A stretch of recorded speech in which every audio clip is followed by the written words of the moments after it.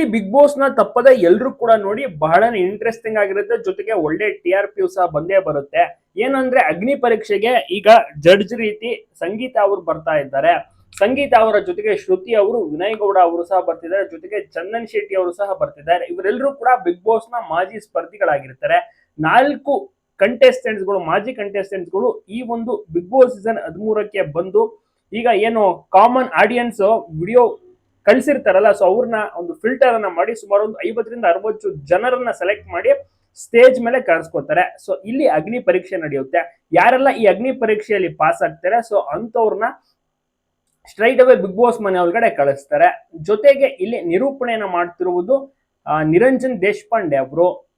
ಮತ್ತೆ ಇನ್ನ 4 ಜನ ಇದನ್ನ ಟಾಸ್ಕ್ ಮಾಸ್ಟರ್ ಆಗಿ ಪರಿಗಣಿಸ್ತಾರೆ. ಜೊತೆಗೆ ಅವರು ಟಾಸ್ಕ್ ಗಳನ್ನ ಕೊಡುವಂತದ್ದಾಗಿರ್ಬೋದು, ಕೆಲವೊಂದು ಪ್ರಶ್ನೆಗಳನ್ನ ಕೇಳುವಂಥದ್ದು, ನೀವು ಯಾಕೆ ಬಿಗ್ ಬಾಸ್ ಮನೆ ಒಳಗಡೆ ಹೋಗ್ಬೇಕು, ಬಿಗ್ ಬಾಸ್ ಮನೆ ಒಳಗಡೆ ಹೋದ್ರೆ ಯಾವ ರೀತಿ ಆಟ ಆಡ್ತೀರಾ, ಬೇರೆ ಕಂಟೆಸ್ಟೆಂಟ್ಸ್ ಗಳ ಜೊತೆ ಯಾವ ರೀತಿ ಇರ್ತೀರಾ, ಈ ರೀತಿ ಎಲ್ಲ ಕೆಲವೊಂದು ಪ್ರಶ್ನೆಗಳು ಎಲ್ಲವನ್ನು ಕೂಡ ಮಾಡಲಿದ್ದಾರೆ. ಸೊ ನೋಡೋಣ ಯಾವ ರೀತಿ ಇರುತ್ತೆ ಅಂತ. ಅಲ್ಲದೆ ಆಗಸ್ಟ್ 16ನೇ ತಾರೀಕು ಭಾನುವಾರ 9 ಗಂಟೆಗೆ ಶುರುವಾಗುತ್ತೆ. ಕಂಟೆಸ್ಟೆಂಟ್ಸ್ ಗಳು ವೇದಿಕೆ ಹತ್ತುತ್ತಾರೆ. ಜೊತೆಗೆ ಆಗಸ್ಟ್ 17ರಿಂದ ಸೋಮವಾರ ಶುಕ್ರವಾರ ತನಕ 9:30ಯಿಂದ ಈ ಒಂದು ಪ್ರೋಗ್ರಾಮ್ ಸ್ಟಾರ್ಟ್ ಆಗುತ್ತೆ. ಕಿಚ್ಚ ಸುದೀಪ್ ಅವರ ಆಗಮನವೂ ಸಹ ಆಗಲಿದೆ ಅಂತ ಹೇಳ್ಬೋದು. ಸೊ ಈಗ ಸದ್ಯಕ್ಕೆ ಕಿಚ್ಚ ಸುದೀಪ್ ಅವರು ಯಾವಾಗ ಬರ್ತಾರೆ ಅಂತ ಇನ್ನ ಕನ್ಫರ್ಮ್ ಆಗಿಲ್ಲ. ಒಟ್ ಈಗ ಟಾಸ್ಕ್ ಇರುವಂತ ಕಾರಣ ಸೊ ಇದರಲ್ಲಿ ಫಿಲ್ಟರ್ ಆಗುವರು ಬಿಗ್ ಬಾಸ್ ಮನೆಗೆ, ಆಮೇಲೆ ಗ್ರ್ಯಾಂಡ್ ಎಂಟ್ರಿ ಆಗುವಂತದ್ದು, ಗ್ರ್ಯಾಂಡ್ ಓಪನಿಂಗ್ ಆಮೇಲೆ ನಡೆಯುವಂತ ಸಾಧ್ಯತೆ ಇರುತ್ತೆ. ನೋಡೋಣ ಯಾವ ರೀತಿ ಇರ್ಬೋದು ಅಂತ.